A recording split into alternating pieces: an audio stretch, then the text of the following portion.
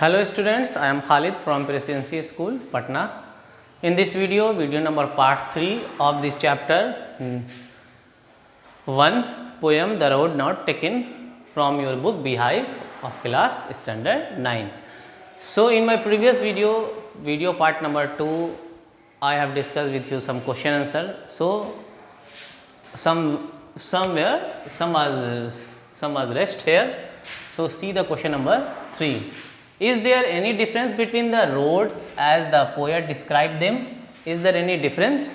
It means the poet asking about is there any difference? Okay, see in the stanza 2 and 3. As we are looking that in the stanza 2 or 2, the two paths were similar. Okay, in the stanza 2, the answer is in the roads were the both paths were similar. Okay, in the beginning the poet felt that one of them was grassy and had not been walked over by many people, but when he walked on it for some distance, he realized that it was like the other road. Okay, so in the stanza 2 and 3, the question is stanza number 2 और 3 से ये बात पूछा जा रहा है in the between the roads as the poet describes them, how the road was, यानी road कैसा था. ठीक है, द रोड वर सिमिलर, यानी दोनों रोड क्या थे, सेम थे. इन द बिगिनिंग यानी शुरुआत में क्या हुआ, the poet felt that one of them was grassy, यानी पोएट ने ऐसा महसूस किया कि वो पहला जो रोड है उसमें क्या है, वो ग्रासी है यानी घास से भरा है. And had not been walked over many people, और उस पर कोई भी लोग उस पर चले नहीं हैं, यानी कोई भी लोग उस पर चले नहीं हैं. But when he walked on it, और लेकिन जब पोएट उस पर चला यानी उस रोड पे चला, फॉर सम डिस्टेंस, कुछ दूरी तक चला, he realise that it was like the other road, लेकिन तब उसको ये महसूस हुआ कि ये कोई दूसरा रोड है. But he realise that it was other road. Okay, so come towards the next question, question number 3 and part 2. See, in the last two lines of the poem, what he said in the last two lines in the poem. Poem के last two lines में उसने क्या कहा है. Here again the poet talks of his initial decision. यहाँ पे भी poet ने अपने initial decision, initial के मतलब होता है शुरुआती, ओके, यानी प्रारंभिक जो होता है, तो initial decision जो निर्णय उसने लिया, when he thought that the roads were different and choose का past है, ये CHOOS, choose का past है chose, the one that had been walked over by a lesser number of people. यानी फिर पहले ही लाइन के तरह इसमें बताया जाता है कि again the poet talks of his initial decision, यानी फिर वो अपने इनिशियल ही डिसीजन पे, यानी प्रारंभिक डिसीजन जो पहले वो जो निर्णय लिया था उसी निर्णय के हिसाब से यहाँ पे बोला जा रहा है. When he thought that the roads were different and chose the one that had been walked over by a lesser number of people, यानी उसने उस रोड को देख के बताया कि ये बहुत ग्रासी है, बहुत घास, हरा भरा घास से भरा हुआ है और इस पर कोई लोग चले ही नहीं हैं.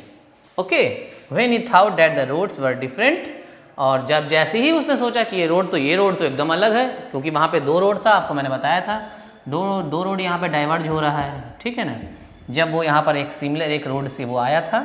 ठीक है, when he walked and he saw a fork, हमने आपको बताया था जो उसको डिवाइड करता है दो रोड को, उसको फॉर्क कहते हैं. दो नदी को जो डिवाइड करता है उसको फॉर्क कहते हैं. ठीक है, तो यहाँ पे हमने ये आपको बताया था कि यहाँ पे साइन बोर्ड लगा हुआ था, ये बोर्ड ये इधर है, ये इधर है डायरेक्शन में, लेकिन वो कंफ्यूज था कि कौन सा रोड वो चुने. ठीक है, यहाँ पे ये खड़े हैं पोएट, एक कंफ्यूज है इसको चूज करने के लिए, यानी निर्णय लेने के लिए कौन बेहतर है. When he thought that the roads were different and chose that the one that had been walked over by a lesser number of people, यानी उसमें से एक जो था वो बहुत घास से भरा हुआ दिख रहा था, तो वो ये निर्णय करने में वो उसको ये तकलीफ हो रही थी, वो ये निर्णय करने में, वो ये इरादा करने में उसको ये था कि एक दो जो रोड है वो पूरा घास से भरा हुआ, तो शायद इसी पर कोई नहीं चले होंगे, यानी ये घास से हरा भरा है, इस पर कोई नहीं चले होंगे, कोई चलने में भूल गए होंगे इसीलिए. ठीक है, चलिए, तो ये इसका क्वेश्चन आंसर, इस तरह से हमने ये इस क्वेश्चन से पूरा कंप्लीट कर दिया इस चैप्टर का. So students, I have finish this chapter, question answer of this chapter. Now we will see here some literary devices और rhyme scheme. According to my previous video number part 1 of this chapter, I told you and I explained you all the literary devices and the rhyming scheme. Okay students, rhyming scheme is a musical effect जो होता है, musical effects यानी उसमें जो बोलने का जो सुर लय होता है उसको हम लोग राइमिंग स्कीम कहते हैं। तो इसमें ए बी करके राइमिंग स्कीम है, ए बी करके है। इसके बाद हम लोग कुछ लिटरेरी डिवाइसेस, इसके पहले भी चैप्टर में हम आपको, इसके पहले वीडियो में भी हम बताए थे आपको, वीडियो नंबर पार्ट 1 में I have explained you all the literary devices, and then in this video part number 3 I am also explaining it. Okay, then the first literary devices is anaphora. What is anaphora? Same words are repeating. जब कोई same word repeat होता है sentence की शुरुआत में उसको anaphora कहते हैं, same word. So you can see in the sentence here and carry I could, here is dot dot, it means कुछ आगे है और ये सेंटेंस मैंने पूरा कंप्लीट नहीं लिखा है, जगह नहीं रहने की वजह से, कम रहने की वजह से। And be on one travelled and look, so the here the sentence is starting from the same word and, so this is called anaphora. जब सेम वर्ड से सेंटेंस का स्टार्टिंग होता है उसको क्या कहते हैं? एनाफोरा कहते हैं। Same words are repeating, same words. तो as we are looking that in the both three sentences, both three lines we saw that the same words are repeating. Okay, here the second word is metaphor. Metaphor, it is a figure of speech, ये figure of speech है। so metaphor क्या है? what is metaphor? ये simile differences बताता है। यहाँ पे बताता है कि यहाँ पे जैसे सिमिल होता है, सिमिल में सिमिलरिटी को बताया जाता है, ठीक है। तो मेटाफर में भी यहाँ पे सिमिलरिटी को बताया जा रहा है। ये एक्सटेंडेड मेटाफर है। रोड का यहाँ पे जर्नी से बताया जा रहा है, ठीक है। रोड्स का कंपेयर किया जा रहा है यहाँ पर जर्नी से, यहाँ पे कंपेयर किया जा रहा है रोड का जर्नी से। यहाँ पे जर्नी ऑफ चॉइसेस, यानी जो जर्नी उसने चॉइस किया था। नेक्स्ट यहाँ पे थर्ड है एलिट्रेशन। ये भी एक लिटरेरी डिवाइसेस है, ठीक है।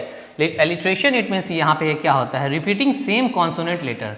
जब कॉन्सोनेंट लेटर रिपीट होता है किसी सेंटेंस में उसको हम लोग क्या कहते हैं? एलिट्रेशन कहते हैं, याद रखिएगा। वांटेड और वियर यहाँ पर है इस सेंटेंस में, इसके बाद और भी आगे है और पहले भी होगा। और ये दूसरे सेंटेंस में, दूसरे लाइन में क्या है? Though as for that the passing there. तो यहाँ पे हम क्या रिपीट करते हुए देख रहे हैं? कौन से कॉन्सोनेंट को? टीएच यहाँ पर है, टीएच यहाँ पर है, टीएच यहाँ पर है और टीएच यहाँ पर है। तो repeating same consonant letter is called alliteration. Okay, imagery क्या है? इमेजरी यानी यहाँ पर इमेजरी, पोएट क्या इमेज कर रहा है यहाँ पर? तो इमेज कहाँ पे है? येलो वुड का। बट ही येलो वुड, यानी वो येलो वुड का रिपीटिंग कर रहा है। नेक्स्ट यहाँ पे हम लोग देखेंगे लिटरेरी डिवाइसेस को सिंबॉलिज्म। सिंबॉलिज्म यहाँ पर क्या है? रोड और चॉइसेस है।